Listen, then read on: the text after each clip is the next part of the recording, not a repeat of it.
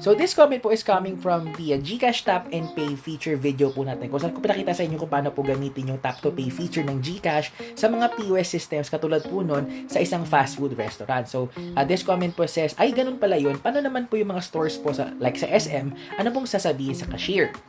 And nung nakita ko tong comment po na to, sakto naalala ko pala may ginawa pala akong isang video.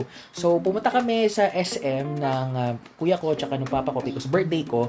So, pumunta kami doon sa isang store, yung KKV sa store. So, ngayon, kasi parang po meron silang promo na pag bumili ka ng item sa kanila, may libre ka po nung parang phone stand sa kanila.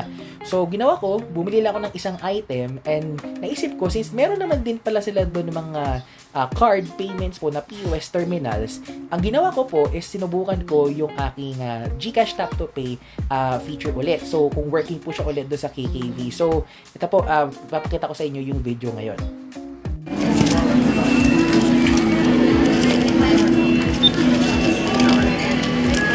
So as you can see doon po sa video po na yun, medyo mabilis nga lang. But napansin po ninyo na tinap ko lang po yung phone ko doon sa mismong POS terminal po sa KKV at naging successful naman po yung transaction po. So to answer your question po, ano po bang sasabihin po doon sa cashier? Ang sasabihin nyo lang po doon is debit card po or credit card. Basta yung mga card payments po. Because pag sinabi yung QR code kasi, sa QR code po doon sa screen po siya lalabas. Pag sinabi naman po natin card payment, of course yung swipe tsaka yung tap to pay feature po nila na available po dun sa mga card. So, yun sasabihin po yung card payments.